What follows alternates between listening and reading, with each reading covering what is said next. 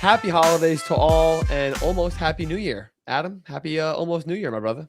Happy everything, Ryan. We are back with a virtual episode of Blue Blooded. This is not the first virtual episode we've ever done, I think, but the snowfall in New Jersey here, as the time of we are recording, is not friendly for travel, even close driving travel. No, it's not. He's just shaking his head. It's not great. It's not good. So we are doing this virtually. As you can see, we are in our own respective studios. But nonetheless, I think it actually might be a better episode than ever, and we won't fight each other on anything, which is important.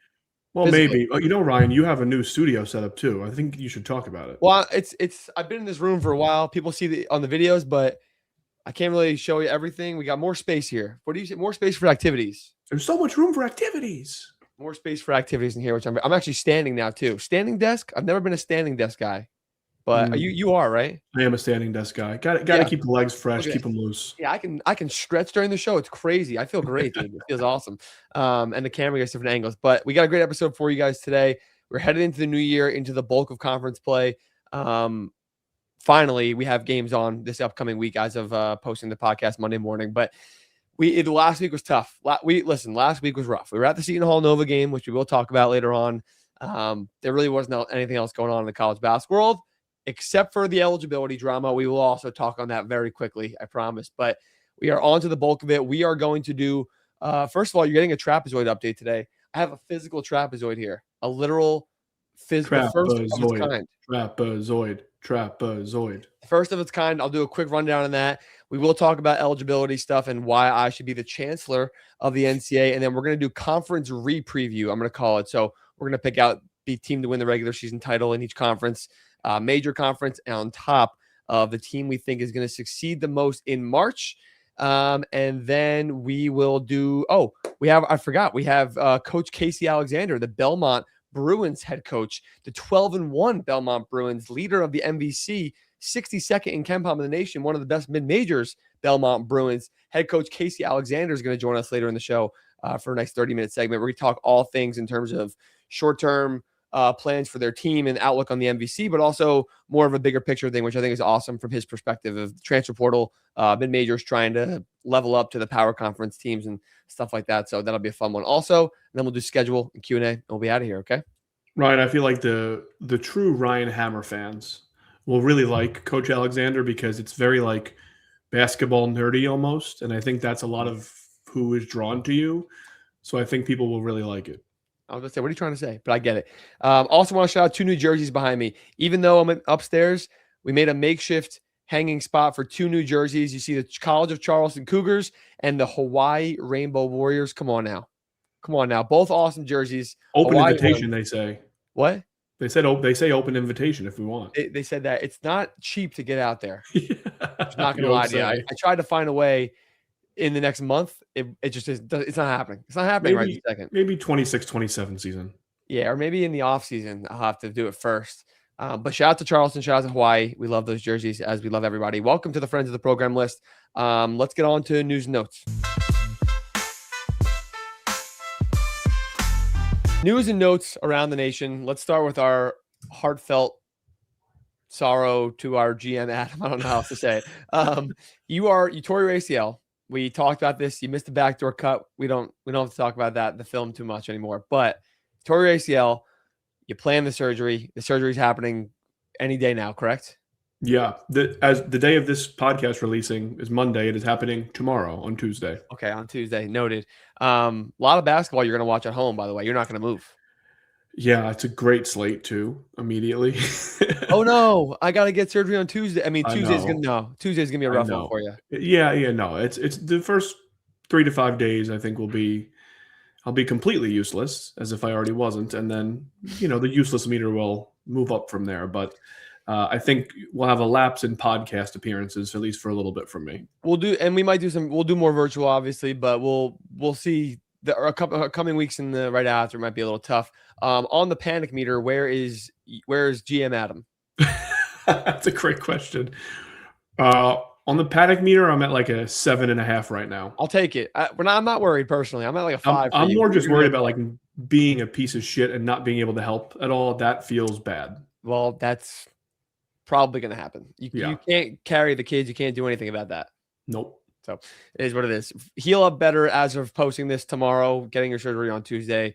But yes, Adam will be sporadically in and out of the podcast. We'll see Well, I how he will say, Ryan, Pat Mahomes just had his ACL done, so it could be a good barometer for recovery. Like, am I an elite athlete like Pat So and Micah Parsons? Oh, you will be a starting quarterback. I'll draft you in fantasy next Well, year. we'll see if I recover faster than him, is all I'm saying. Let's get on to the important news and notes. No offense. The biggest thing, well, first of all, college basketball, 3 days with no games. Boom. Christmas Eve, they're like, hold on. I got drama for you. It should be a reality TV show. James Najee, the 31st overall pick of the 2023 NBA draft, who has not played a single minute in the NBA, 31st pick in the 2023 draft, has signed to play with the Baylor Bears as of right now. He's signed. He's going to be probably already on campus, to be completely honest. And he's going to be playing with them probably right away. I've shared a lot about it. If you haven't seen my video post about it, it's not okay. First of all, we don't blame the team. We don't blame the players because you have these opportunities for financial compensation. Obviously, teams have a chance to get better, and Baylor needs it right now. They should absolutely do that. You blame the system. You blame everything that's in place. I'd like to say I blame the NCAA completely, but it's not completely on them because it's almost like the way that paying athletes has gone. It goes into court rulings and it goes above them. And like, there's nothing they can do about it sometimes. But that being said, there's definitely more than they can do than nothing. The issue is that for me, that I talked about a lot, I don't want to harp on it too much. It sets a precedent that getting drafted is irrelevant, and basically testing NBA draft waters becomes relevant in the future. And it worries me for where the line is going to get pushed to next. At first, it was COVID year giving extra eligibility years, and then it was transfers getting random years of extra eligibility. Then it was young pro guys and old pro guys from overseas, and then G League guys. And now we've gotten to the point where a guy who got drafted is coming to college basketball. I understand he has not played an NBA minute, so theoretically in that sense, it's the same as the overseas pros guys, but he has fully committed to the NBA draft process in the NIL era, knowing that he was not going to be able to play college basketball. And now it hasn't worked out in the NBA. He hasn't been able to get into minutes at all. He was a draft and stash. He was actually traded, by the way, to the Knicks in the cat trade. Like, I saw that. This was a full NBA player traded in that's crazy to me. But now the precedent is set that getting drafted is irrelevant. So RJ Lewis from St. John's last year, if I'm his agent, I'm calling Rick Pitino on the phone. Like, you guys don't look so hot right now. I think you could use a Big East Player of the Year type of guy right now. You know what I'm saying? I'd say. What? Could use another guard, I'd say. Yeah. But nonetheless, it worries me. It worries me for where we're going to go. I see people that they're like, oh, it's the same as the other. It's really not the same. Like, I want to let you have the floor for a second before I kind of go off a little bit more on this. Yeah. Like, I have a lot, excuse me. I have a lot of issues with it. I think what's clear, and I think why everyone's kind of up in arms about it, is there's no line. Like, everyone thought there was a line in the sand, and it's only the international guys. There's only the G League guys. And now it's kind of just like full on chaos. So you said it. This guy got drafted 31st. He played against Wembanyama in the summer league. Yeah. Then he got traded for Cat to the Knicks. And by the way, he has 4 years of eligibility. Yeah, wait, that's the craziest part. He's 21. He has 4 years of eligibility. How does that make sense? Right. He has 4 years of eligibility. And guess what? The Knicks still own him. So, like, even if he can't re-enter the draft, he's drafted. People have been asking about that. How does he go back in the draft? I said, no. So he can't. He has to say, I want to play in the NBA. And the Knicks say, okay, we're going to trade your rights or waive you or whatever that's going to be. And they have control over his career. Now, listen, he's 21. If he's a 25-year-old rookie trying to re-enter the NBA, I don't know. Well, who knows what's going to happen? It might be a year and he tries to go and he goes back to Spain for all we know. But he is a good player, by the way. I remember the draft process well. I was heavily in my scouting days then. People had first-round grades on him as high as like 15 to 20 range in the later part of the 31 the is it's a damn near first-round pick. Round. Yeah. It's a damn near first-round pick. And, like, I know he didn't go first round because he was going to be a draft and stash. I understand that aspect, but 31, like, it's a pick like that the first round. It's all crazy. And I'll give you the floor back again in a second because I know you want to, like, set the stage for if I was the chancellor, how would things go here? And I think that'll be great to hear. But, like, I think, look, you're right. A lot of it falls on the NCAA, but it is not entirely on them. It's on everybody who's made this NIL wheel go round. And the problem is they did it without any rules and regulations or guidelines. Right. So it's just a total free-for-all. And we all knew it from the beginning. But in college football, it looks a little bit different. It's a lot of like portal. In basketball, now that there's guys coming in from overseas and G League and this and that, like they're creating a problem that I don't think they even thought could be a thing.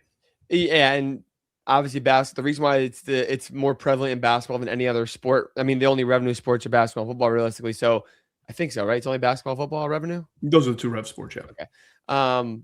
Football doesn't have like there's international football out there, but it's not like it's Sure. not to the standard of international basketball where you have players that are Well, it's at the also a level or semester above. break, right? Like the new semester starts in January Right. at So there have universities. been this is not the only newcomer to teams. We talked about it last week. How I think it was Illinois is getting someone, Ole Miss is getting someone, the G League guy, BYU's got a G League guy who played already. Like the semester break allows for that, but the guy like having a guy that got drafted is like holy shit. Like this, what the hell is going on right now? It's crazy, Ryan. Before you go into kind of Yes. like how you would remap all this, give me like a very quick tidbit of how much is this guy going to help Baylor? Oh, I actually don't think he's going to be like the biggest world of a difference. He's an Yeah, elite rim runner and shot blocker, an absolute manimal. Like, sure fits the system. right. And he's going to rim run. He's got good energy, good work rate, good motor. He's a crazy good shot blocker. He's strong, athletic. He's a grown ass man. He's like, I think he played for Barca's team for a while, for a few years. So in the ACB in Spain, but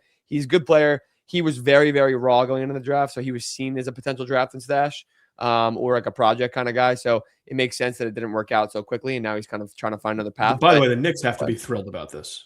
This is great for his development, in my opinion. Yeah. He's obviously not been the NBA player that anyone wanted him to be up to now. So all right, go do it in the Big 12 and we'll see how it works. Next tape, baby. All right, enough about that. Well, NBA Cup champions.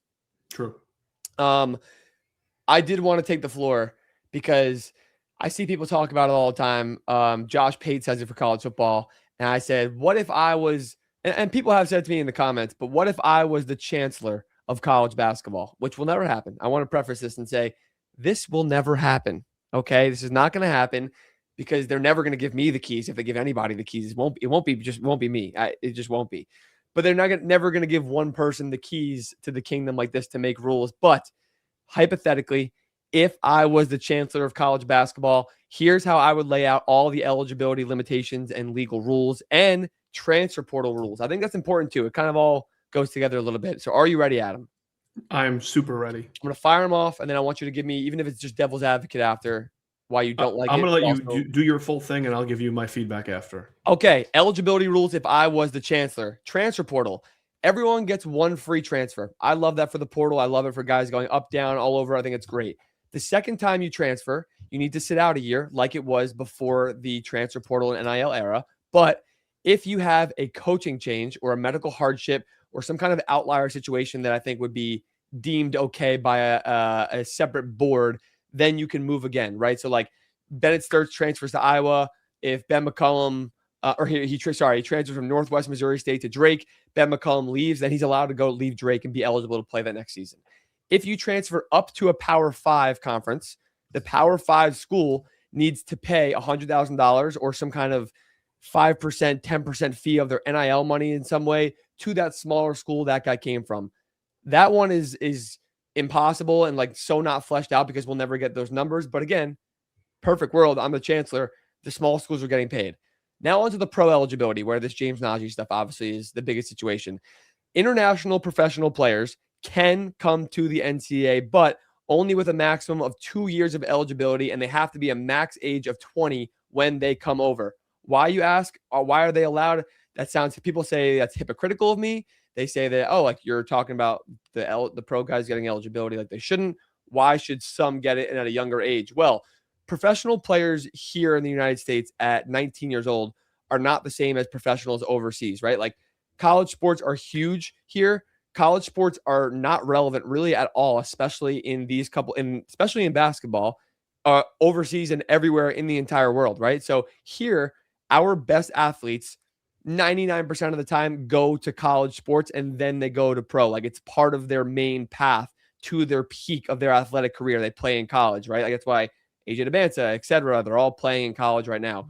Overseas, pro players usually don't go to uni. Their best players don't go to college. They go into professional development systems and professional organizations at age 16, 17, 18, 19. So at a young age of 18 and 19, playing professionally overseas is not the same as playing professionally here. 18, 19-year-olds playing professionally here we're just draft picks, are Cooper Flag.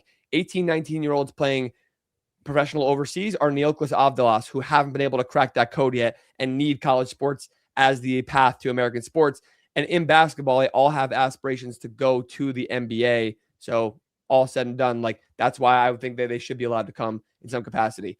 The draft stuff, which is obviously the James Najee specific stuff and why this is coming up now, once you declare for the NBA draft and stay in the draft past the deadline, whether you end up getting undrafted, you go pick 1 or you go pick 31, you are willingly foregoing your college eligibility at that withdrawal deadline. Because right now, to me, it's completely irrelevant. College guys LeBaron Philon can go declare for the draft at the end of the year. And he's like, he gets drafted. And he's like, honestly, I don't like where I went. I'm going back to school. So once you declare, deadline comes, you are stuck in the draft, essentially. That's your decision. So this way, with all these things, especially the eligibility things, you let young, quote unquote, pros come over from international professional teams to college with limited eligibility, never getting 4 years, especially when you're coming over from pro teams. And most of them are going to be the ages of freshmen and sophomores. So that's my case. Talk to me. I have a question for you. That was a long, I'm out of breath here. I need some water. I have a question for you before I give you my take. By the way, in a vacuum, I agree with the majority of what you said. But my question is, let's say somebody plays in like the Barcelona, youth academy, similar to soccer, but at an older age. Doesn't count. What? Youth academy doesn't count. Well, but let's say they play, like they get called up to be on the Barcelona B team or A team at age 16, college age, and then they want to come play college ball, but they've already played pro even though they're 18. How does that work? I said max age of 20. So you're saying whether they're 16, 17, 18, 19, 20, 2 years of eligibility. If someone has played professionally for the Barca's A team or B team, that's a you don't care the age as long as they're under 22 years. I don't care I don't care. But if they see fit before they turn 20, hey, I need to go to college in America because I think this is not really working out to get to the NBA, or I just want to go make more money there, whatever it is, by all means, come over. We will accept you. So Hans Steinbach, Neoklas Avdalas, they're good. They're all good. Only for 2 years. For max 2 years. I don't know if it would be like if you're 20, you get 1 year. I don't know what it'd be, but max 2 years. You can't give 21-year-old NBA draft picks 4 years. You can't do that. You just can't do it. Yeah. Okay. Here's my thoughts. Yeah. The most obvious thing that you said was once you declare for the NBA draft, that's it. That's like the biggest no-brainer of this whole thing. Like, if you stay in the draft, whether you're Adam Hammer or James Najee, that's it. The second you, like, to your point, this happens in the NFL all the time. They say, did they hire an agent? Are they staying in the draft? Okay, they can't play college football anymore. And they do it in basketball now. But apparently it doesn't matter. That's apparently it doesn't matter. We had no idea. So that's the most obvious thing you said. That's a no-brainer. It doesn't matter if you're coming from a college or if you're coming from overseas. Once you declare for the NBA draft, you have no more eligibility to play college basketball. Yes. Cold stop. Yes. For one free transfer, love it. Everybody gets it, whether you're here for 2 years as one of those foreign guys or whether you're here for 4 as a U.S. kid, one free transfer. The coaching change thing, I don't know. Because coaches seem to be jumping at every whim and every year at this point sometimes. Like, there are guys who have 3 jobs in 4 years. And then all of a sudden, they could just get followed along by their players. And so I have a little bit of an issue. This isn't so much about the pro eligibility stuff, but like the new transfer portal and how you could just transfer. I get the notion that, like, if the coaches could do it, the players can do it too. But it's different. In my mind, I'm just trying to take away the AJ Stores of the world where you transfer 3 times to 4 different schools just because you feel like it and never have any coaching changes. I don't think he had. Like, he just felt like it. That's the problem. Like, we need those people out of there. 75-80% of the transfers that are still transferring, you're still going to let them happen. Like, it's fine with me. I'm okay with that. Yeah, the one free transfer thing is a no-brainer. And then after that, yes, there should be. They should either have to sit out and forego a year or like have to take a redshirt year or whatever it is. I don't really know. Yeah. But the one free transfer is easy. I love your like FIFA idea of paying the fee, like an add-on clause an add-on fee that you could do when you transfer somebody in European soccer. You're a career mode guy. You get it. I'm a career mode guy. Hate it for college basketball. Why? I know that we're not talking about it from a realism standpoint, but like conference realignment is insane. And so now you're classifying Power 5, even though the Power 5 could become the Power 4, the Power 6. Sorry, Power 6. Power 6 with Pac-12, I okay, should have said. but then the question becomes: is the Pac-12 part of that? Is the Big East once they lose some teams? Is the ACC with like it's there's so much gray area. I gotta be honest, you're getting into a gray area that wasn't even considered here because when that happens, that when there's conference realignment, it'll be reevaluated at the end of every season, maybe based off analytics and whatever. I don't know. Then it's a moving. Then you're moving the field goal post, and I hate. No, that. but you're not That's trying to move it. You're never going to move it unless you desperately need to. So the Pac-12. That's what I don't exact. like is the moving field goal posts. Okay, well, Coach Casey Alexander, who you will hear from him later, I'm spoiling it now. He's in support of this. We talked about it on camera. The coach of Belmont in support of that. I'm shocked. Well, they lost Jacoby Gillespie, Malik Dia, Cade Tyson the same year. They get nothing for that. He gets nothing. I don't know what to tell you. NIL is different. Whatever. I'm like I'm fairly indifferent on your European stuff. Like I think it's good that they allow European guys to come over and play, the younger guys. But then it's like, are all the Europeans the same? Like Del Pino on Maryland, who's not going to play at all. Did he play professionally? He did. Then okay. So like, some people aren't good. That's fine. Some players aren't good. That's okay. Anyway, Chancellor Wright, I think in a vacuum, you're on the right path. You're going to vote for me.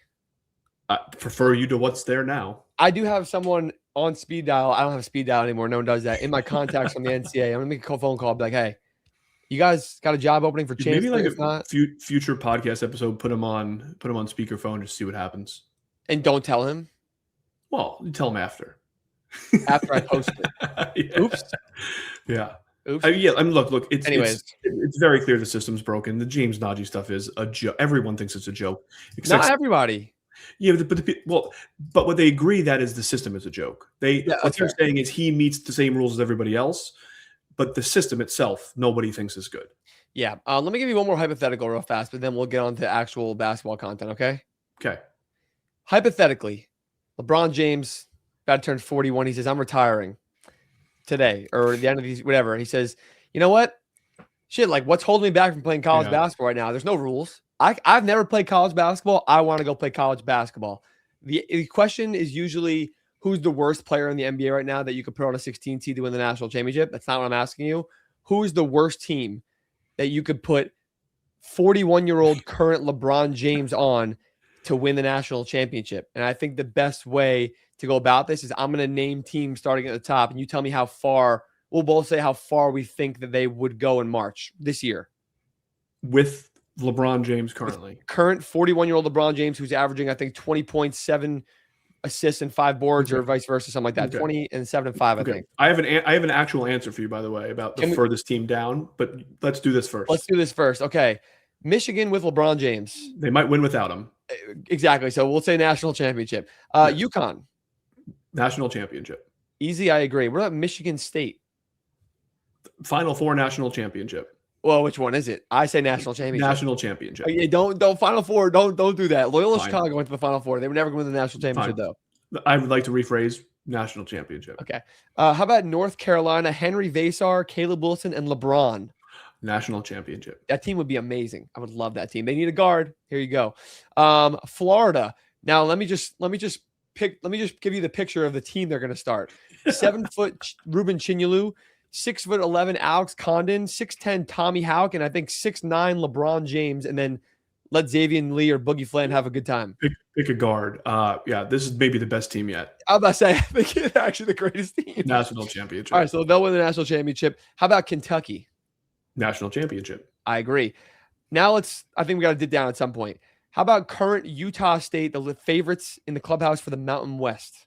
Yeah, this is a fun one. Just for staying consistent to what I'm going to tell you after, Utah State Aggies are winning the national championship. I think I agree because they are good. They're definitely not a Final Four good team to me. And is LeBron good enough now to close that gap? I'll say yes. That's the question. The question is like, is there a team? Are these teams one player away? Are they the best player that they could possibly put on their roster, more or less, away from winning a title? And the answer. Okay, here we go. Ready? Next one. I'm just a kid from Akron. Put them on the Akron Zips. They're fun. One of the smallest teams in the country. They shoot the lights out. They need some size. They got their point center. Not small anymore. He's for sure playing center. I think they would lose in the Final Four. I think they make the Final Four. I was going to say the same thing. I don't think they win the national championship, though. Yeah, you're probably right. Okay. How about Rutgers? There's actually no way they win the national championship. Sweet 16. Okay. And then It's just him. I'll add one more for shits and giggles. Loyola Chicago I had in case we got this far. Same answer. They probably, they win a couple games and then, although I feel like they'd be decent. Anyways, so what's your answer? The worst team? It sounds like Akron is the right idea. So, like a really good mid-major. I scroll. I'm going to use KenPom rankings for a second because I prepped for this. Oh, well, like Northwestern's going to be up there. Well, hold on. I scrolled down the list until I said no a bunch of times in a row. And I was like, okay, this is my barometer. Okay. What's your range? My barometer is basically, so Utah State is number 30. We've already talked about them. Number 42 is VCU. That's a good team. That is the last team on this list because after them it's Wisconsin, Creighton, UCF, Texas, and I don't think they're a LeBron James away from winning a national title. That's crazy to say, but it's not that crazy. So my answer is VCU is the cutoff. This is going to be so polarizing from people. I want to know what everyone thinks because like it's so polar. This is always a polarizing conversation with like the worst NBA player on the 16 seed or whatever. 16 seeds are like legit bad though. They're a terrible team, so it's a little different. Where I think that answer is higher than people expect for the 16 seed thing, right? By the way, Phil Martelli, junior offense with LeBron James. We get a call. I got to make a phone call to him too. Yo, I got a recruit for you. This kid from Akron is crazy. He looks older than he is. I promise. He's got 4 years of eligibility. Yeah. Promise he's good. He's old man game. How much NIL money would you need to pay LeBron to come to college? It would have to not be part of There's no money that would make him happy. You have to give him shares in ownership in the school. You probably have to name every building on campus after him. That's not enough. He doesn't care about that. I don't think he already has buildings. But anyways, okay, that was fun. That's news and notes for us today. Let's go on. Let's take a little break and then we'll get on to the good stuff. Okay, we're doing conference re-previews. I called it before. So we're gonna go through top 10 conferences in the country. And we will each go through our regular season winner as of right now versus what we did in January, versus what we did in October and September. And then we will give our favorite team to go the furthest in March, the most dangerous team in March, per se. Is that fair? Do you have my answers from before the season? I don't, and I'm not going to pull them up. That's a lot of work. I know most of them, but that's fine. Yeah. Okay. How we'll do this, we'll both give our best in the regular season and the regular season winner, and then we'll go to the March one. Okay. Okay. All right. Let's start with the Big Ten. I personally have Michigan winning the regular season title, although, I have Michigan win the regular season title. So do I, but I'm not ready to discount Purdue just yet. And regular season title, like Michigan could drop a couple games, and Michigan State has such a high floor. I wouldn't doubt them to win the regular season title either. That's an easy one. Okay, what about in March? I'll let you go first. I actually think this is an easier one because this is pretty clearly Michigan to me. Yeah, it probably is. When I look at the Big Ten, I don't see teams that can win the national championship outside of Michigan and maybe Purdue. And with that, I have to say, okay, Michigan is the best team in the country right now. They'll probably win the national championship as of right this moment. It's not that simple, obviously, but you're right. I don't see anyone else contending for a national championship, so I have to say Michigan. I think Purdue and Michigan State, you could viably say, could win the conference because it's a big slog. They get to play at home. They're consistent. They play a lot of guys. But I think when it comes to March, you're looking for ceiling and guys that are playing at a high level. There's just not another answer for the Big Ten. I do think that Illinois is a sneaky one that if Michigan were to flop or lose early somehow, I think Illinois could be a Final Four team with their size, versatility, offensive balance. I don't love their inconsistency at times, and especially interior defense, but I think that they have a team that has just as high of a ceiling, if not better than Michigan State, and they're scratching the surface at Purdue also. Well, who knows how many more guys they'll add before the season's over, so... Fair enough. Okay, let's do Big East. I'll make it easy for this one. I have UConn for both of them. The Big East is very bad. People have talked about UConn and Nova and St. John. It's UConn and a massive gap in everybody else in my brain, so I'm going UConn for both. Not even a question. St. John's was one of my Final Four picks. I don't know if you remember that. Oh, I don't, but guard play is just not good enough. It's not. UConn is going to win this conference, and UConn is going to be the last team standing. And they will be. They're the only team that can even touch and sniff a national championship or Final Four to me. I don't think anyone else in the East is going to do that. Not even. Okay, let's go to the Big 12. This is a tough one. Yes. They've got 6 teams that are really good at the top, and there's really 4 teams that are really, really good at the top between Houston, Arizona, Iowa State, and BYU, and then Texas Tech, Kansas, and a couple other good teams behind that. So Big 12 is probably the toughest one. Yeah, for sure the toughest one. I have Arizona winning the regular season. I thought really hard about this because I thought I was going to go with Houston because we've talked about it ad nauseum on this podcast. Like until they get knocked off, it's Houston because they're always great at home. They're consistent. They're well coached. I think Arizona is deep enough and are not too reliant on one guy that this is the year that somebody can take the conference from Houston. I think regular season wise, I like that thinking a lot. The depth, the balance offensively. I think in March, I don't like that thinking, and I don't think that benefits. Spoiler alert, they're not my pick to go the furthest. Right. I'm just spitballing here. This is on the fly. I am gonna go with Houston. Oof, God, I don't feel good about any. I think I would not go BYU because I haven't been like 1,000% convinced. Like I know that I can be there with Houston, and I am there with Iowa State and Arizona. Iowa State in the regular season, like playing at home also is a huge factor. They're so experienced. I'm going to go with Houston because they're Houston and rely on the fact that like last year they wiped the floor in the Big 12 play, like wiped the floor with them, with everybody. So different level of conferences here for sure.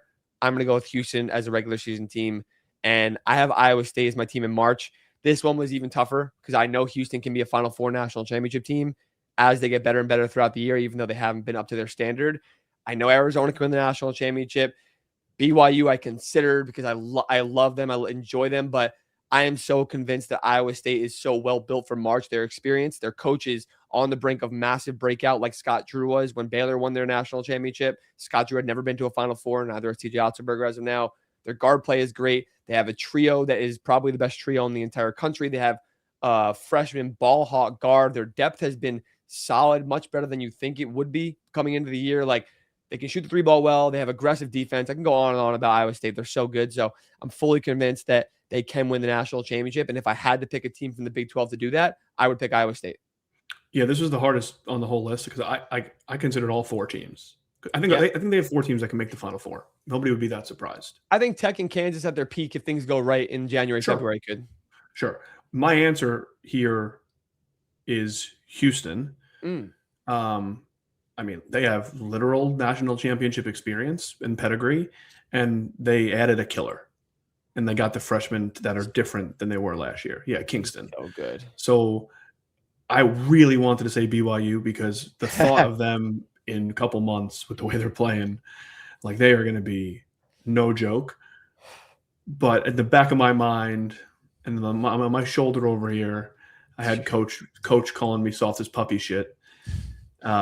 And that pushed me over the edge. So my answer is Arizona and then Houston, but frankly, like any of those top 4. Yeah, that's fair. I have Houston and Iowa State. I know neither of us wouldn't have any of problem if any of the 4 in either of those spots. Actually, probably the real toughest one to pick is the SEC because there's no clear team. No clear team at the top. Can we just pull up KenPom real fast to see the SEC rankings? Ready for this? The SEC has Vanderbilt ranked, where's a net rating? 8th right now. And then they have 12, 15, 17, 19, 25, 28 with that. Like, this is ridiculous. And I think Vanderbilt is not 100% confirmed the best team in the conference like that. They've played a somewhat decent schedule, but not good enough. But there's 7 teams realistically that you can just be like, I'll just pick out of a hat. Yeah, this is really hard. I have Florida. You don't sound winning the regular season. No, I'm not confident about anything with this conference. It's like I almost put Tennessee. I almost put Alabama. I almost put Kentucky. I really wanted to put Vanderbilt. That would have been the most fun. Yeah. But I just went with what I know and the coaching and again, national championship pedigree to for some of these guys. Guard plays get like Xavier's been way better. So I think Florida might just be the quote unquote most consistent out of a very inconsistent group of teams. That's a good way to put it. Even Kentucky looked better in the last 2 games. Arkansas, I considered because I love them, but I don't think I picked them for either of these answers, to be completely honest, just because their inconsistencies against certain style of teams. But in the SEC, it's friendly for them. I went Alabama for the regular season. Talk about experience and coaching and succeeding in this conference. Nato says it every year. He's an amazing coach. LeBaron Philon is legitimately I think he's probably the best point guard in the entire country. No joke. I think he's that good. I think he has put himself in that class. He's absolutely ridiculous. Aiden Holloway's been playing great this year. If they stay healthy, I'll go with Alabama. Again, I have zero confidence. I've considered Florida heavily also, and I consider Tennessee, especially in the regular season. Tennessee's a great regular season team, but their problem is always their offensive consistency and really inconsistency. And it's been too inconsistent this year. Their offensive ceiling and the floor really is nowhere near where it was with the Dalton Connector, Chaz Lanier, and Zakai Ziegler even last year. Like that, it worries me because they lose to Syracuse. They're probably going to lose a game to LSU or Oklahoma. Like they're going to lose a couple random games, and I don't like that about them. So March was even harder for me because even in our doc, if you're living there, I've been switching since we've been here. I've literally been switching between 3 teams, and the 2 that I'm not choosing are Kentucky and Tennessee. Yeah, no I way. think Tennessee, like the known of Gillespie and Ament, is good, and Kentucky, but I'm not thrilled. Like the guard play, I think could be more. I went Vanderbilt. I think if the draw is right, I think they can boat race teams. And I think I've been talking about Mark Byington since like our second week of this podcast. This is his breakout year. It's very obvious that this is maybe going to be his last year at Vanderbilt, and I think he goes out with a bang. Why not the Commodores? Their guard play is so good. Their style don't is answer. fun. Don't answer that. Don't answer why not. No, I'm answering why. Okay. Their guard. I'm like the guard play is fun. Their style is beneficial if the matchups are right. Funny story. Florida 2 years ago was a 10 seed in the NCAA tournament, lost in the first round. Then they won the national championship the year after that. Vandy, I think, was a 10 last year, and they beat St. Mary's in the first round. Is that right? Weird how that works. And they actually won that game, but I'm not saying Vandy's going to win the national championship. I do think they're well built for March. I went with Alabama also. I have Alabama twice. Is that just because you couldn't figure out who else to pick?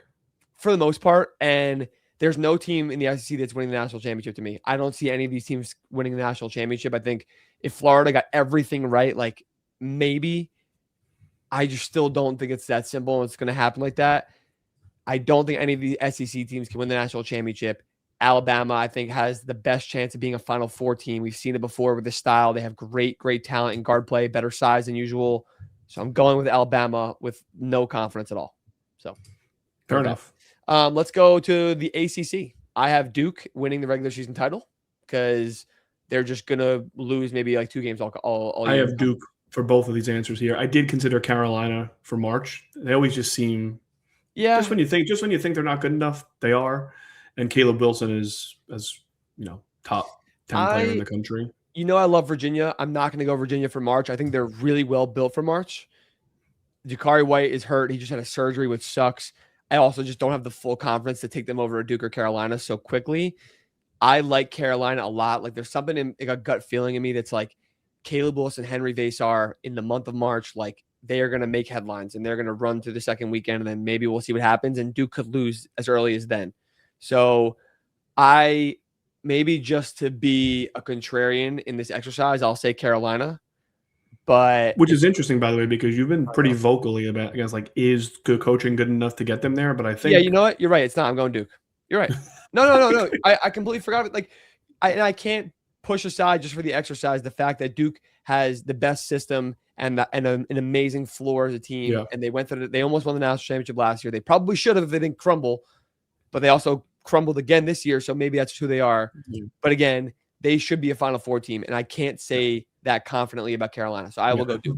By the way, the coaching thing, I like the SEC thing. I just talked about Mark Byington glowingly, like Todd Golden, Nate Oates. Like think about the other coach, like Calipari. Think about the coaches there. Yeah. Anyway, let's go on. Mountain West. I have Utah State winning the regular season because no one else looks good right now. So simple. I agree. I also have Utah State for March because I don't know if anyone else is going to be in the tournament. Yeah, I don't. I think this is probably going to be wrong, but I can't get San Diego State out of my head. Oh, have you watched them play offense? I know. Yeah, but you say that a lot of the like. Not you. Everyone says that a lot about them. I know it's uglier this year than most. Bad. I recognize that. I know the defense has taken like a step back. Like the Arizona loss was hideous.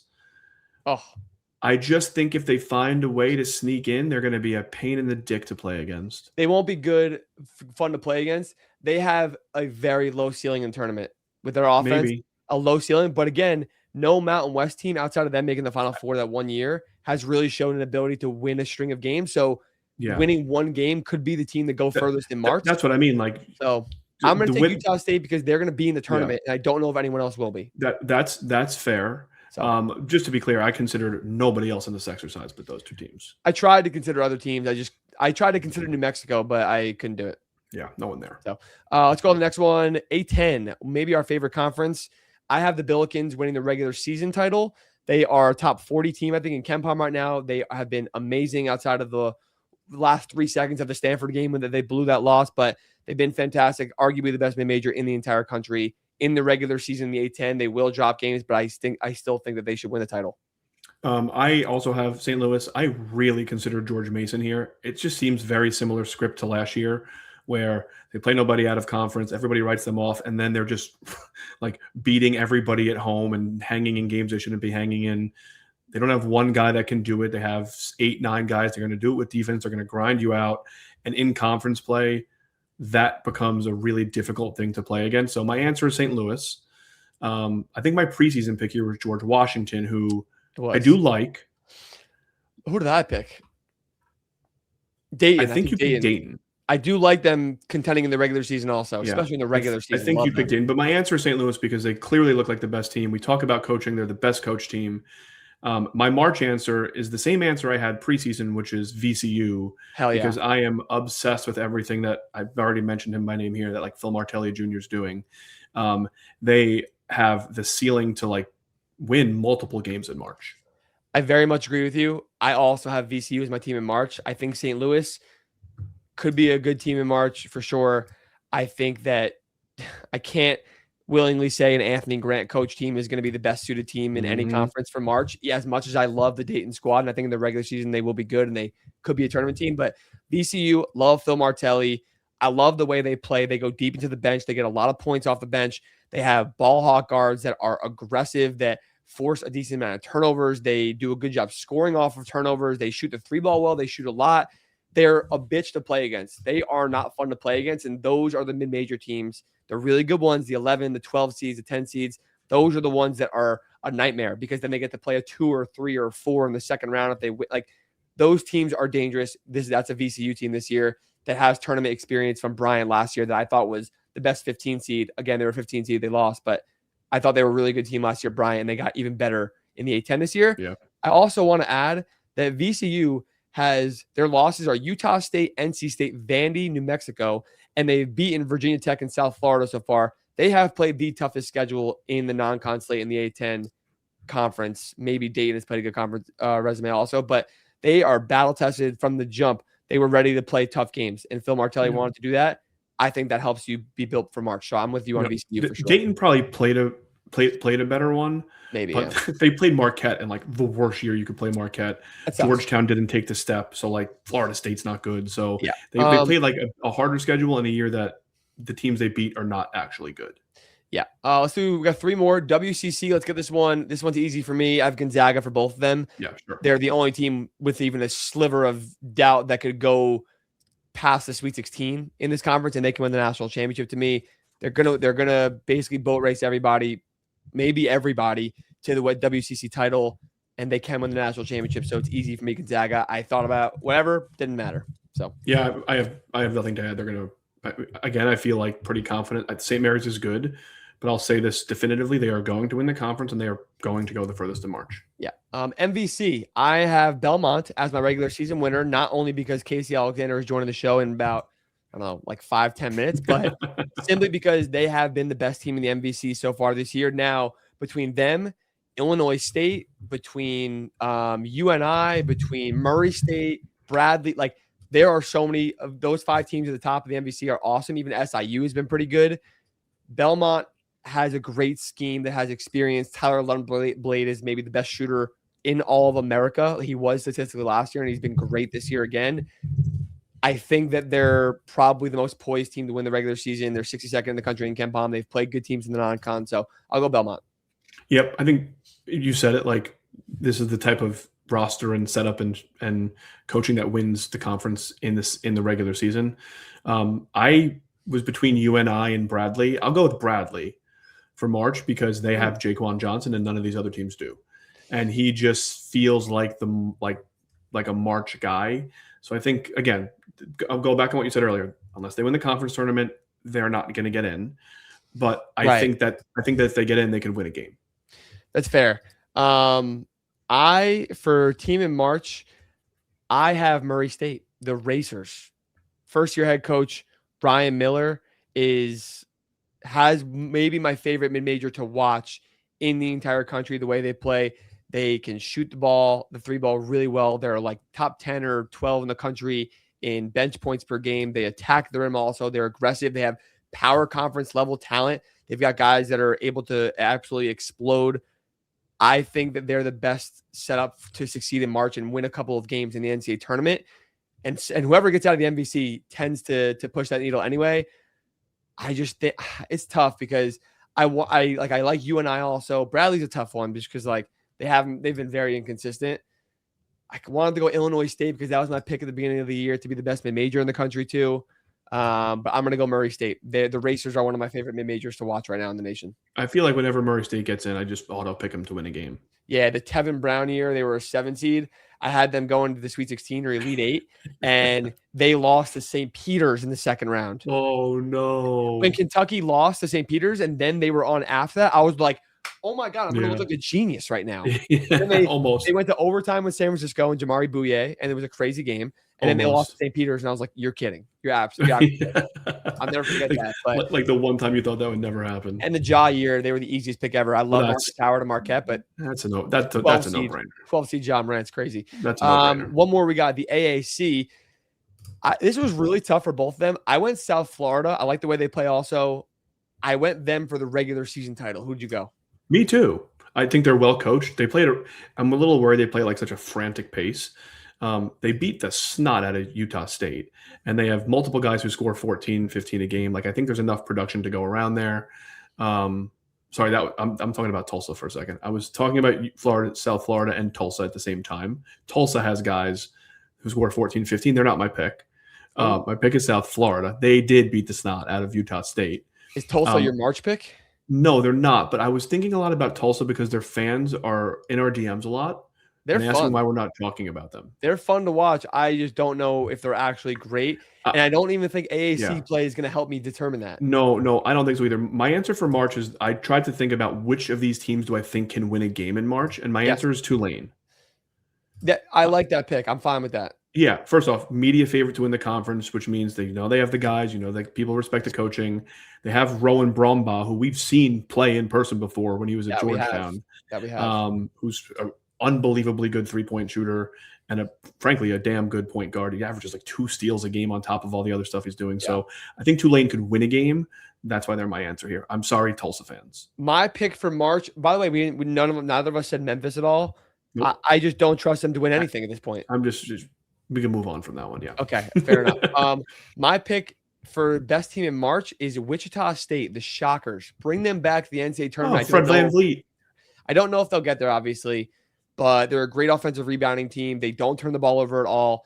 And when you look at their resume, their schedule, they have lost to Boise State, St. Mary's, Colorado State, Western Kentucky, and DePaul. They have lost by 3, 5, 6, 5, and 3. They also beat Northern Iowa in overtime, who's a really good team. Like, I don't know. When I watched them play, they passed the eye test pretty decently, and none of the teams in the AAC are eye-popping to me in terms of like, this is clearly the best team in the conference. So I think that sets up for a ridiculous winner. And I think I actually also I remember just watching the first week or two of the season, and I also thought Wichita State looked pretty good then. I'm not going to sit here and tell you I've watched a ton of them since then, but I have no problem with the pick.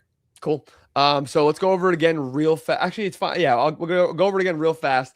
In the Big Ten, I have Michigan and basically Michigan. You have Michigan and basically Michigan, maybe Purdue, right? Or vice versa in the regular season? Michigan and Michigan. Okay. Big East, we have UConn across the board. Big 12, I have Houston and Iowa State for regular season in March. You have Arizona and Houston. The SEC, I have Bama. You have Florida, Vandy.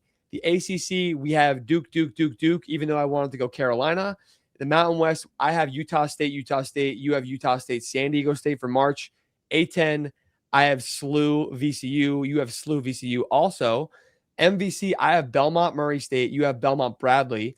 WCC, we have Gonzaga across the board. And then AAC, we both have South Florida for the regular season. I have Wichita State for March, and you have Tulane for March. Is that all correct? Yeah. I just tried to think about, like, with these other, the non-Big 10, Big East, Big 12, like, who do I think can win some games here? That's a good time. Cool. Let's take a quick break, and I'm going to bring you back to Trapezoid. Okay.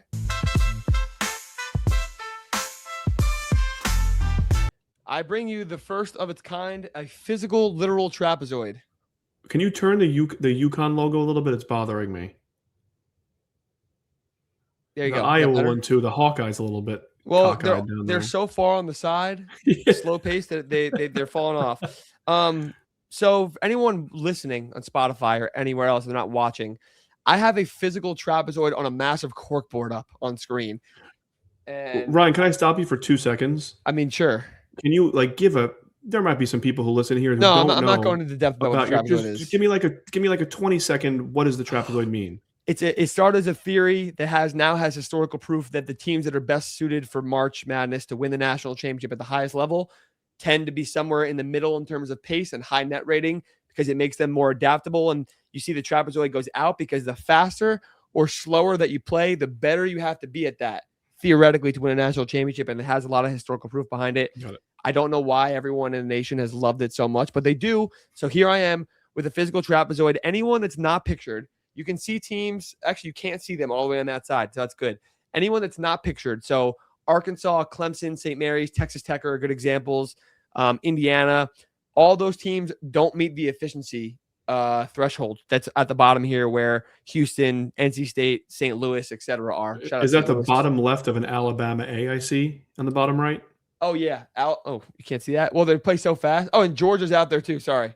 There you go. That's better. Georgia plays so fast also. Shout out to Georgia Bulldogs. But anyone not here is not because of pace. Iowa is basically the slowest team in the country. Georgia is basically the fastest team in the country. So anyone that you don't see on here is because they're not good enough. And Houston, by the way, I want to say they were damn close to missing this entire chart. Wow. They were damn close. So right now in the trapezoid, as of today, UConn's data point is in. UConn, Illinois, BYU, Arizona, Gonzaga, Michigan, Duke, Iowa State. Purdue is too slow, or efficiency not good enough. Carolina was really close. So was Kentucky. So was Louisville and Vandy. And then everyone else is not really that close in. What surprises do you have in your early trapezoid? Because there's one glaring one to me. We love that St. Louis is here. That's one big one. We love that St. Louis is here. Alabama's quality and Houston's quality are much lower than anticipated. Everyone else, for the most part, I was not super surprised about. What is your big surprise? St. John's. Yeah. Well, St. John's in Kentucky, I don't know. The efficiencies kind of need to play out through conference more. They need to win games to prove that those efficiencies actually make sense, just because they're playing good teams. But interesting. Kentucky and St. John's are both there. We've talked about how the Big East is not great. Like that, St. John's might find themselves pretty damn near that trapezoid by the end of the season. Guaranteed they won't be in. Guaranteed. That's pretty damn near close, Ryan. Okay, well, that's the trapezoid. Take your screenshots if you want to, because we're going to break in 5 seconds. 4. Okay. We're going to take a break, and then we'll take a break. That was the trapezoid. Now joins the show, Casey Alexander, head coach of the 12-1, 62nd Ken Palm ranked nationally Belmont Bruins right now on a heater going into MVC play, gunning for the NCAA tournament. We love it. He's a great guy, so I hope you enjoy it.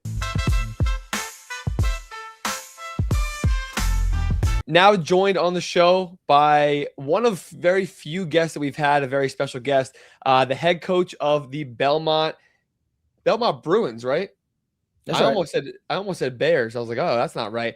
Head coach Casey Alexander. Casey, I appreciate you joining me on here before the holiday. Glad to do it. A little insight. When I played at Belmont back in the dark ages, we were the Rebels. So went from Rebels to Bruins.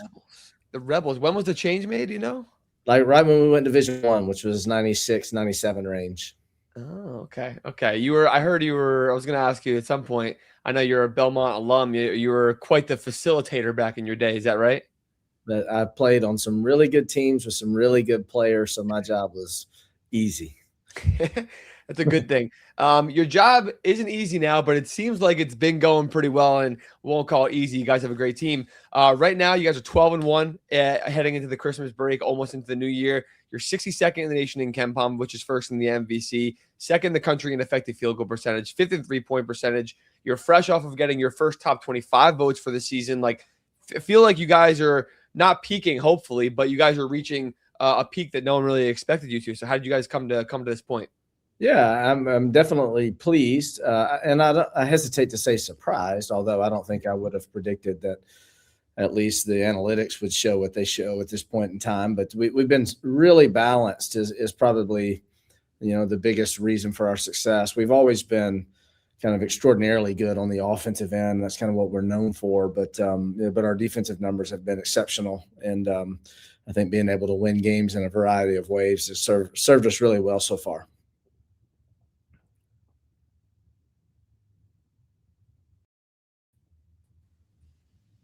All right, that was strange. You can keep going. Yeah, it's just been a good team. I mean, I think I don't think we've peaked, but I think that but I think we've played some really good ball to this point, and it's given us some confidence. I'm looking forward to seeing how Valley play shakes itself out. Yeah, for sure. You mentioned analytics. I'm going to go out on a whim here and guess that you are an analytics guy and an analytical heavy coach. Is that correct? Yeah, I mean, I like it. I look at it. It's important to me, and I spend plenty of time thinking about it, talking about it. But it doesn't drive a ton of our decisions. It's not like I go into a scouting report and and I base everything on the numbers. Not quite that heavy, but there's probably not a whole lot you would surprise me with that I haven't seen. The reason I say that is because the second I looked at you guys' team shot chart, I said, yeah, Casey is an analytics guy. 5% of your guys' shots are coming from the mid-range. 43%, I think it is, are coming from three, and 52% are coming in the paint. So I'm like, okay, that looks like an Alabama type of shot chart. So that means he's an analytical guy for sure. Yeah, it's not quite that extreme. And we talk about it, and I think anybody who follows the game closely knows, where your effective field goal percentage is going to kind of, where you're going to be successful or not. And we're not trying to – you're not a good team just because your effective field goal percentage is good by any stretch. But kind of the way we've always played, honestly, we've made more threes than any team in the country since we've been Division I. So that's always been important to us.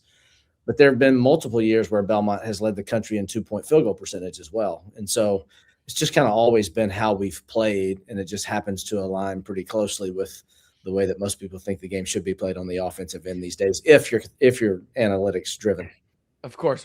And you have to have the personnel to do that. Obviously, you guys return a decent amount of your players from last year, which seems to be a trend in the MVC. I feel like more than almost any other league in the entire country in terms of roster continuity. But I mean, you guys play 4 guys that are 6'8" or bigger. Tyler Lumblade 6'6", and he's probably the best 3-point shooter in America. Like, having the size and the 3-point, the spacing ability and the shooting ability, like, that gives you an extra layer that majority of mid-major teams just don't have, right?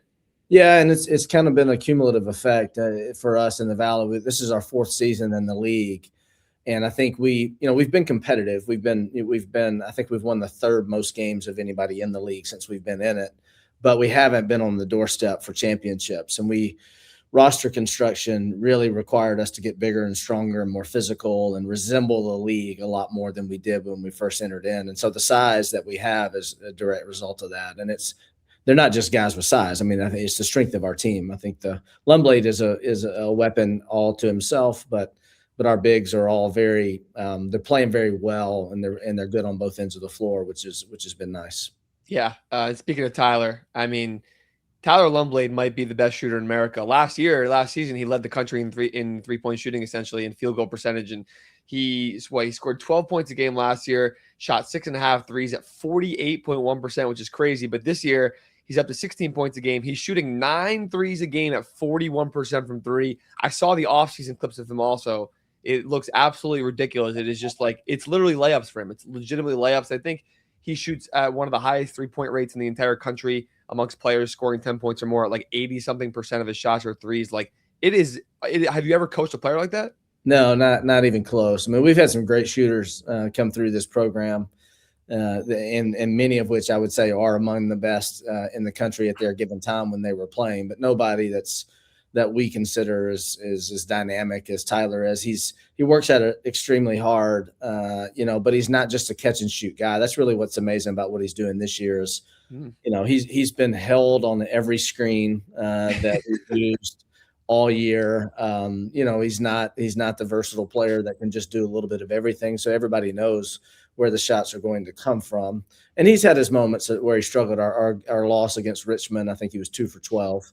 But he's, to be where he is and to get the number that he gets off and to have the percentage that he does is really important for our team. And I think it'll improve. I think the percentage will get better as the season goes along. Yeah, and it makes sense, right? Like if he's on a higher usage, he's scoring more, he's shooting more. He's obviously shooting like 2.5 threes more a game. Like it's okay for the efficiency to duck a little bit. And the fact that he was at 48% last year is like, it's stupid. It's crazy. Yeah, he kind of snuck up on some folks last year. I mean, we knew that he was a great shooter, but I mean, he wasn't even in the starting lineup early in the year. It was kind of a gradual thing. And then once he caught fire midway through conference play, I think there was a 4-game stretch where he was something like 30. Is either 30 for 46 or 30 for 48 over a 4-game stretch. And then he hasn't looked back since then. That is truly crazy. And like you said, like he has a bad game against Richmond. He's one of those guys that like you're willing to live and die at times. Like we need buckets, we need 3 balls. Like we're okay. If he's going to take the shots, they're not going to fall one night. Like it kind of is what it is. You have to use your weapons to the max. I'm sure people that are listening right now are thinking Jack Golke, because they don't know a lot about Belmont basketball. Like they didn't know a lot about Oakland. I think the similarities are there in some capacities, especially in their style a little bit. But hey, you never know.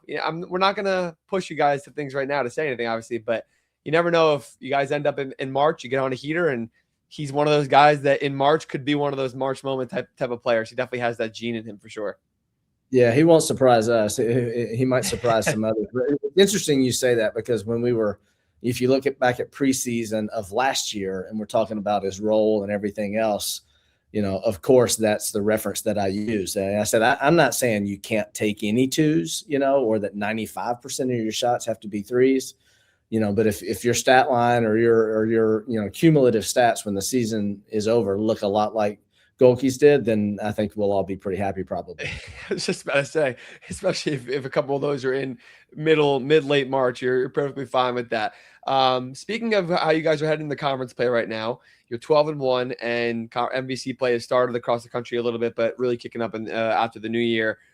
The MVC, I mean, has always been a great conference, great basketball league. Obviously, you know that, but like it feels like this year it is up to another level. It is the best true mid-major league in the entire country, without a doubt. It's one of the most enjoyable to watch from a neutral perspective, one of the most enjoyable leagues to watch in the entire country and in the entire world. And right now the quality's there. You have 5 teams inside the top 120 in efficiency on KenPom. You have 4 of you guys are in the top 100, with you guys up to 62. Like, I think coming into the season, there were 5 teams getting a lot of votes at the top. Those 5 teams seem to be the best 5 teams. Like, talk to me a little bit about how you guys kind of look at it from your perspective of we are going into MVC play with 5 elite contenders in terms of mid-major teams.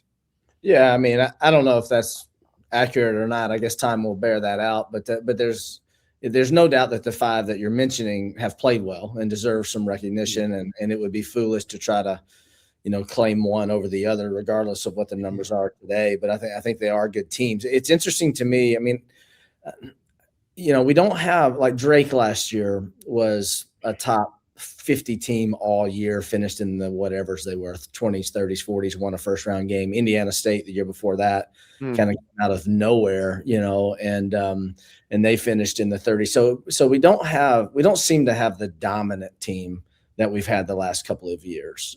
But if you look overall, especially if you look at the top half, it seems to be as strong as it. I think we're 9th in KenPom right now, and we've generally hovered around that 7 range. So I guess that alone tells you it's a pretty good league.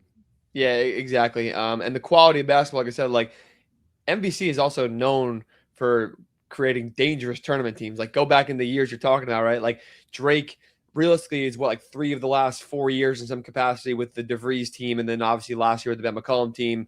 Indiana State didn't get into the tournament a couple of years ago, even though we can argue against the wall for some people and that they should have gotten in. I guess from your perspective, like inside the league, you guys obviously wanted them to get in, right? Oh, of course. Yeah, absolutely. Yeah. And that was was a strange year. I mean, there were 5 bid Mm. thieves that season. I mean, I think the average is like 1.5 per year, and there happened to be 5. So any other year they're in. I mean, they're still in the conversation and considered a bubble team, but they would have made it in problems. So yeah, but the more the merrier for our league. Our league has had great success. I think the number is something like 13-4 in first round games over the last however many years that is. Yeah. Yeah, it's actually ridiculous. Like, it makes no sense because the teams that are getting in from the MVC, 99% of the time are double-digit C pluses. Like, Drake was a 10 seed a couple of years ago. Loyola had gotten an 8 or 9 seed when they were in the MVC once. Like, but most of the time, they're teams that shouldn't be winning a game at all. Yet every time they get to the tournament, they're like, no, it's like this league is built for March. It feels like, right? Yeah, absolutely. And I think you're correct in that. I think the average seed line is like 10 points something over that stretch of time for the league. But yeah, it's a good league, and I think it's, typically the league, especially before the portal, it's just been so old always, and really well coached, and so you go through what is now 20 Valley games. You're going to come out on the other side prepared to play anybody from a physical, execution standpoint. Maybe we don't play all the Power 4 teams on a regular basis, but if you win our league and you're playing in the tournament as the representative of the Valley, you're a pretty good team. Yeah, that makes sense. Talking a little bit, I want to talk a little about scheduling because, like, one thing is that, like, the MVC most times, 9 times out of 10, has 2+ teams that are tournament quality per se, right? Theoretically, but obviously the way mid-major leagues do get kind of fleeced and cut sometimes, depending on who you talk to. But in terms of scheduling to try to get into the NCAA tournament, whether that's going to be for at-large bids or whether it's just to build you up for MVC play, obviously, and get you ready for what you need to win to get into the NCAA tournament at the end of the year.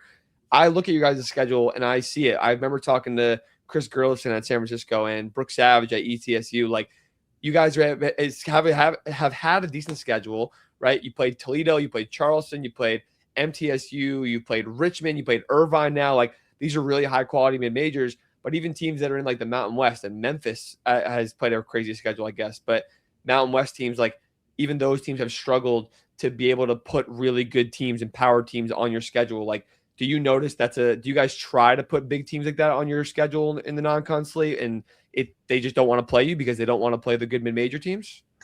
Yeah, I can't speak to why they don't want to play, but we haven't had a lot of success finding those games. I mean, we reach out to plenty of Power 4 teams every year. The phone rarely ever rings back. There's more involved than that as far as finding the right dates and so forth and so on. But it's just, I think the league itself, because it does have such a good reputation. It's one thing for a Power 4 not to want to play good mid-major teams. It's another thing, they don't feel like they should be paying teams from the Valley, and they're not willing to do home and homes typically. And so it really just restricts you almost to, the MTE types. That's really the best chance we have to play those level games, or maybe a one-off neutral site, something like that. But we have not had the luck. Our league requires all of our teams. I think we have to play a minimum of 4 quad 1, quad 2 games in the non-conference. Every team in the Valley has to. I did not know that. Yeah, but even then, you're rolling the dice. I mean, so for example, we have 5 on our schedule this year, but I think maybe one of those 5, is a quad 1 or 2 game this year. They were last year, and that's right. About all we can do is schedule teams that were good. But you still, there's no way to guarantee that they're going to have that kind of season again. So it'll shake itself out, but it's a very inexact science, as you know. Of course, and the current landscape, that makes sense. Like, you have no idea who's going to be on one team when you schedule that at some point in the year. So it kind of is what it is. That actually is super interesting. I wonder how many other mid-major leagues do that, and if they don't, if it is a rare thing, it would make damn well sense why the MVC ends up being so good in the tournament, why they produce such quality teams, because they're battle tested, and that's proven that the more battle tested you are, especially for mid-major teams and non-powers, like the better suited you are to succeed in the NCAA tournament. But it's I mean, I can tell you why. Like, they use their non-con slates, the power teams. That this. Like, I'll say it for you. I'll do it for you in the public eye. They're like, they don't want to pay Belmont and Murray State and Drake and UNI to come to their school because they might lose that game. And then they also lose money doing that. And they also lose shit on their resume. Like, it's a huge stain for them. It's like the risks not outweighing the risk outweighing the success, whatever it is. It just, or whatever, the upside not outweighing the risk, I guess is what it is. It just doesn't make sense for them, which is sad in how the system is set up, because you wish we had more of these games, because when the MVC teams get to the tournament and they show up really well, like we want to see those games earlier on. It's great having the power versus power, the elite games, but like the fans, we want this also. We want Belmont to play Tennessee, and we want those type of games, but it's tough that we can't get those.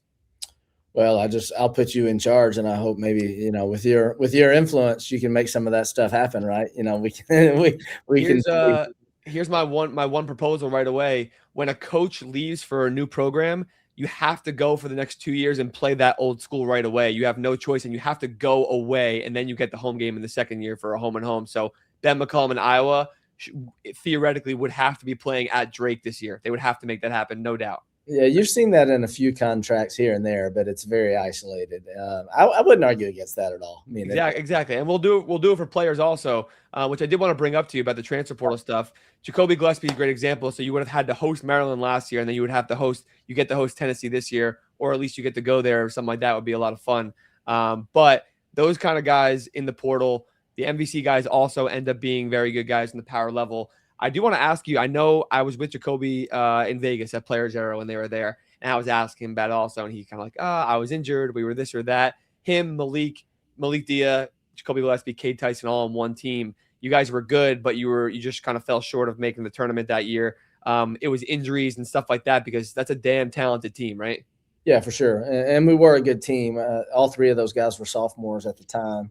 And Kobe broke his wrist in a game at Southern Illinois, and he missed 8 conference games. And it was just we couldn't afford for that to happen. He was our most, I don't know if he's our best player at the time, but he was definitely the most important player that we had. And so, but everybody goes through stuff like that. You know, the portal, that stuff's hard. I mean, losing those 3 guys, they would still be here right now. I think we would be a pretty good team with those 3 guys. But that is just what it is. It's interesting. I think, since we've been in the Valley this season, Johnny Kinziger and Chase Walker both returned to Illinois State, and those are the only all-conference players that have returned to their team in the Valley since we've been in it. And this is our 4th year, so yeah, it's kind of it's a blessing and a curse. The players in our league are so good, and it's clear that they can go to the highest level and be successful.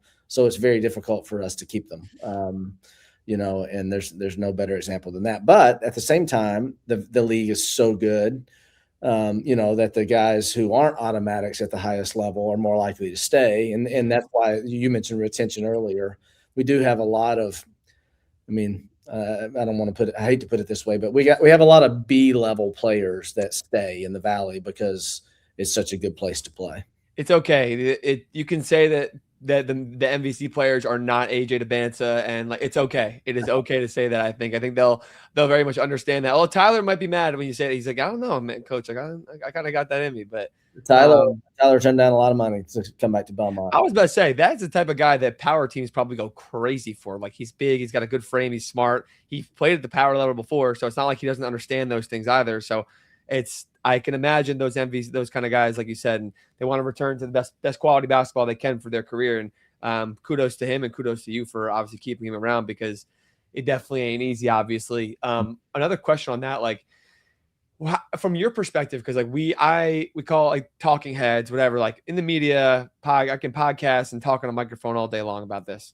From your guys' perspective, with the current landscape and realistically the quality gap in analytics will support that of the top conferences with all the NIL money from all these other sports and the rev share and everything. How can you guys close the gap? Like, what are you trying to do that is new in the last year or two that you weren't doing before that because of this new landscape? Yeah, I honestly, I don't know if there's enough options out there that are good enough to help us close the gap, and we've got to have help from afar.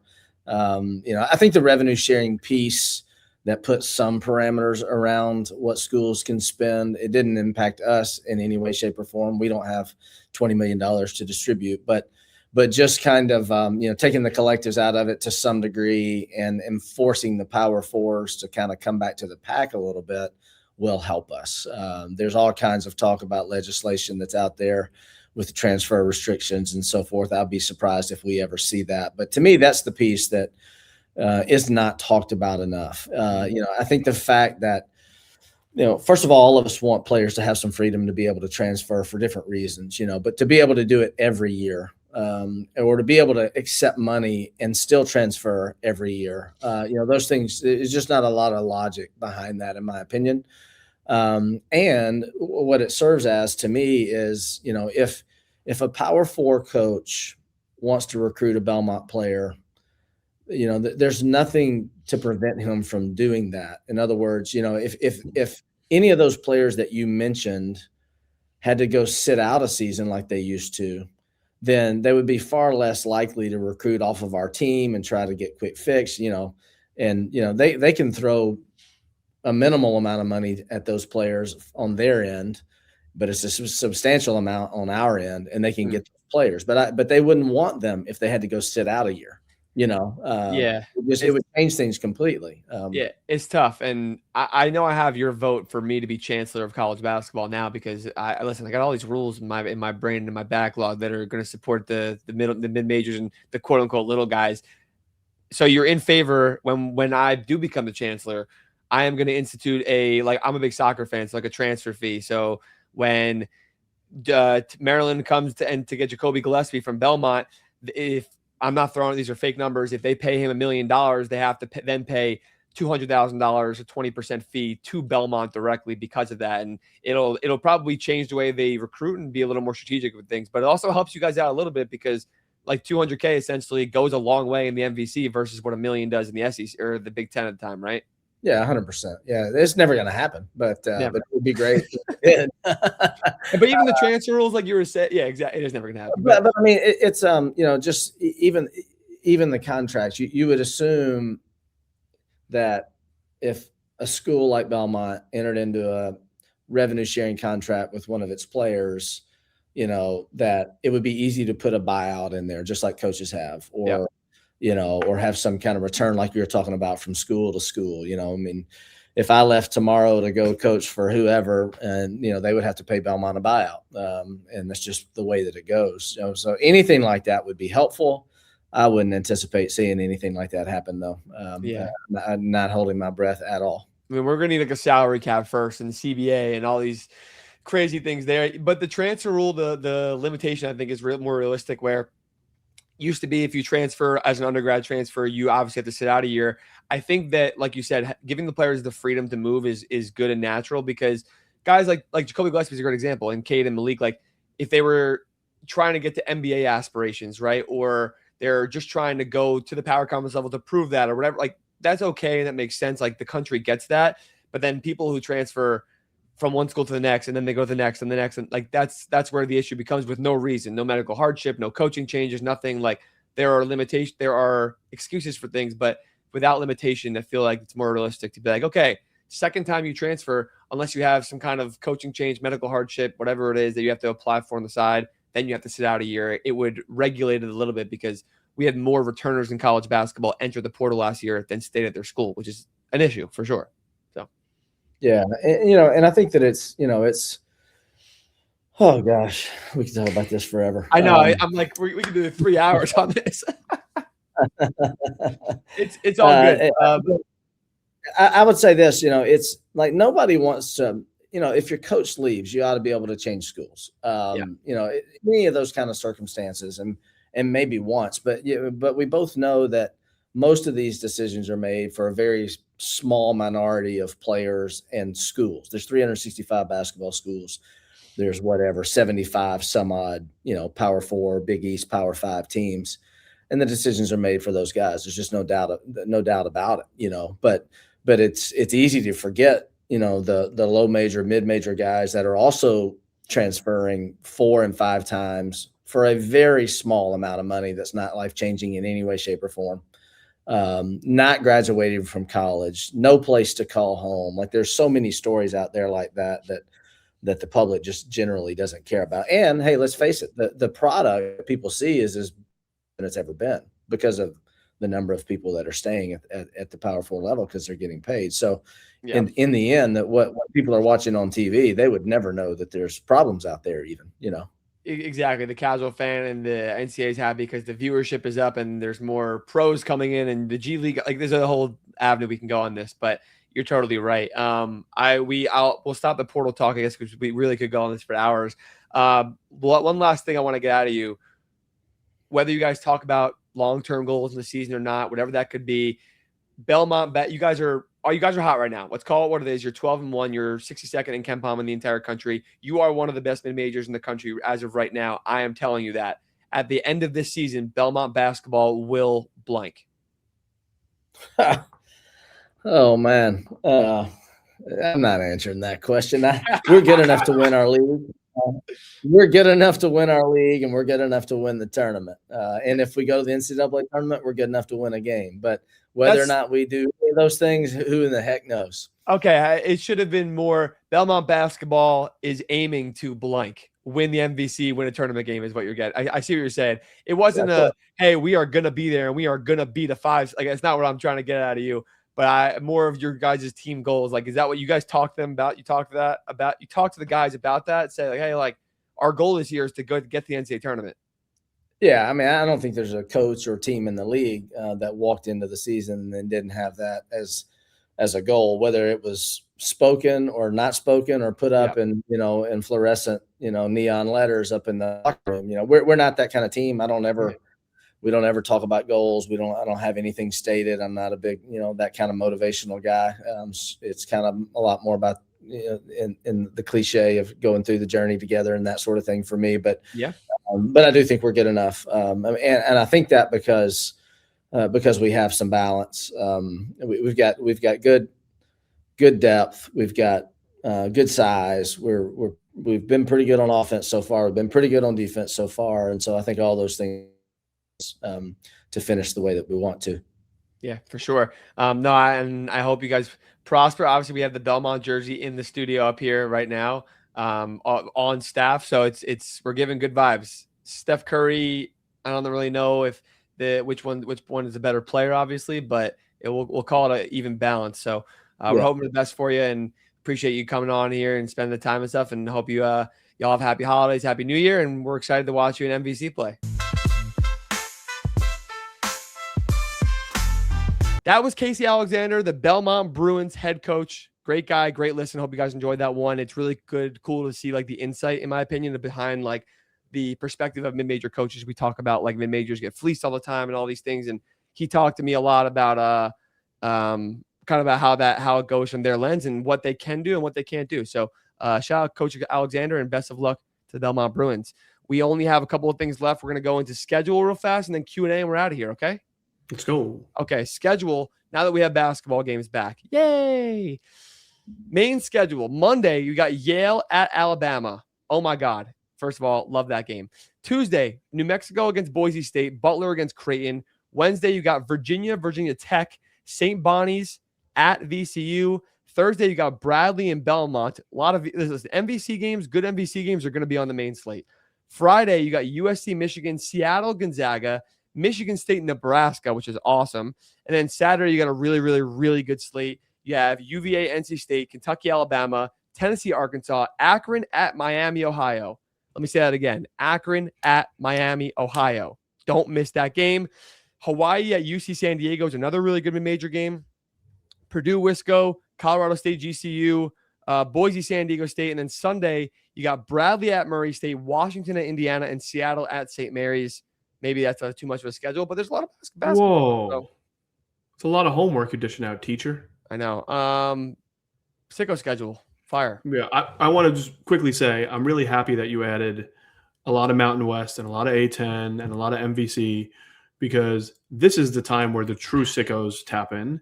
And I wanted to be very clear that my goal is not to add like Utah State or VCU to the sicko schedule, because that's pretty damn obvious. So you did some of the homework, some of the work for me, by not even allowing me to take them. So thank you for that. Got you, my boy. Got you. I got 10 for you this week. Step deeper, a deeper cut. Okay. By the way, I don't know if this rule is going to stand for every week that I do this. It's getting hot here. Sorry, I'm sweating here. There is nobody on this list that is worse than 200 in KenPom. Everybody here is 200, top 200 KenPom team, which will surprise you with some of them. Okay, go ahead. Monday's a great night. Towson at William and Mary in the CAA. Wow. Oakland at Wright State. And my favorite game of the week, Cal Baptist at Utah Valley. 2 top I'm 110 Ken Palm teams. I'm there. I'm literally there. Yeah, that's going to be a great one late night. Okay. On Tuesday, the battle for Ohio. Miami, Ohio at Bowling Green will be fun. Pacific at Loyola Marymount, That's common stay on the sicko schedule. That's a sicko one. This is a great schedule. Are you ready for maybe the best sicko one on here? Yes. On Friday, Sam Houston State at Western Kentucky. Yeah, you are a sicko if you watch that game, for sure. Kennesaw State at Liberty. On Saturday, Mercer travels to our guys, Eastern Tennessee State. Okay. And then Sunday, FAU at Tulane, and a really, really interesting game of different strategies, Tulsa at North Texas. Fun. That's your homework for the week. You got to get an A+. You got to get an A+, okay? You got to start the new year off right. Yeah. So. I have a feeling that my surgery will allow me to watch more than usual. Oh, you think? This week. Yeah. You're going to be tapped in then. Okay, let's do Q&A. Let's get out of here. A long episode. Appreciate you guys for being here. Cool. I have a bunch of Q&A today, Ryan, so let's kind of do this rapid fire style. I thought it would be good since we didn't talk about a lot of teams and conferences, just to like hit on a couple of them we haven't. Yes. The most common question we got, given that we were in the house during their very convincing win at Seton Hall, was like general thoughts on Villanova. I don't think that they're very good. I don't think that they're bad. I think that they'll probably be a back end just on the right side of the bubble NCAA tournament team this year because of how weak the Big East is. I think Caden Lewis and Bryce Lindsey are so much fun to watch, and they're awesome. Duke Brennan's been playing really well. They don't have enough firepower to be like this really good team, like a top 25 team in the country. They might sneak into the top 25 and then probably back out at some point, but in the Big East, they might win a lot of games. So I am somewhat indifferent, more positive than negative on Villanova. They definitely look decent. I'll give them that. How about that? Yeah, really good guard play. Agreed. Yeah. Eli Franken wants to know what is going wrong in Madison. Their team's just not good enough. It's pretty simple. Like they lost many pieces. John Blackwell is good, but he can't be a number one option on a really good team. Like they're simply just not good enough. Like it's simple as that. I have no other explanation. All right, let's move on. This one comes from Isaac, no last name, Isaac with a Z and a K. This is a little bit of a deep cut. How confident are you that UCF is going to make the tournament? I really should start prepping these questions before and like knowing what I'm going to get asked, but I don't think UCF is going to make the tournament because how confident am I? 10%, because I think they're going to get thrashed by the top of the Big 12, and that's going to be a huge problem for their efficiencies because they're probably outside top 50 right now. They need to do better than what they're expected to get into the top 40, which is probably where they need to be for not large. And the top 4 teams, if not more, I think is going to be a lot better than UCF, and it's going to be glaringly a problem. So. Yep, I think we'll find out pretty early if they have a shot in the Big 12 to compete, correct. Let's be honest. Jake Ritchie, what is IU's ceiling and floor with only Big 10 play left to go? Yeah, the resume is not great out of conference.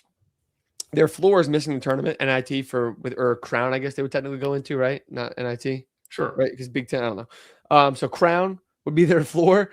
That's bad. Well, it's like just missing. They could be the first team out and go to the Crown. True. That's not good, but I'm just saying, like, it sounds worse than it actually is. CBB Crown's their floor anyway. Their ceiling, probably like a 7 or 8 seed if they do like really well in conference, but I think it's clearly not going to be that simple. So I'll say that they're going to be a bubble team and we'll 50-50. We'll see. Okay, last question here comes from Carter Peterson. It is a 3-word question. It's 4 words. One bid Mountain West? It's like those TikTok videos. I do that all the time. I'll like comment people, reply to them, and I'll be like, they'll say something nice to me. I'll be like, 1 word. Thank you very much. Yeah, well, to be fair, I wrote 1 bid MW, and that was 2 words. It's an acronym. I don't know how we feel about that. How do I feel about it? I'm not happy about it, but like, listen, if the teams aren't good, and right now I think Carter was asking a yes or no question. 1 bid Mountain West? Oh, word. I'll say no. I think someone else gets in, but I don't know who it would be. It could be a bid stealer. It could be a San Diego State just being better than most of the teams in the conference, which they probably will be, along with Utah State, obviously. So, yeah, I'll say no, but that's like a 51%, 49% confidence type of thing. No. Okay. Bonus question from GM Adam: are you going to miss me? Well, I saw you a lot over the holiday week. You're sick of me already. Yes, Not gonna lie. When am I gonna see you again next? I'll probably just come bring you flowers. Yeah, I prefer food. Any requests? DoorDash Food. gift card? Yeah, that'd be great. Can you even get up where you can be able to go to your door and get the food? I'll find a way. Maybe like a pulley system. Make your kids do it. Yeah, that's what they're for, right? Like, Beckham, go get your ass up, dog. Go get this food. The key, by the way, is if they don't want to do something, you're like, I bet you can't do it in 10 seconds. And then you just have them race to the door to get it and come back. That's classic. Yeah. That's classic. Anyways, best of luck in your surgery. Genuinely, I will talk to you off air. I promise. Best of luck in your surgery. Thanks to everyone out there for listening to this entire episode. If you're still here, that's crazy. You're the best. We love you. Like, subscribe, follow, give a rating on all platforms that you're listening, please, because I know that there are more people who watch the videos and listen than there are followers and subscribers. It doesn't hurt. If you come back every week, just make sure you're coming back. Give a sub, give a follow, and we love you and we appreciate that. And also go follow on TikTok. We're almost at 10K and we need to get there. That was our goal by the end of the calendar year. So get us there right now, please. And again, enjoy the week. College basketball is back. Send your best wishes to Adam. Bye.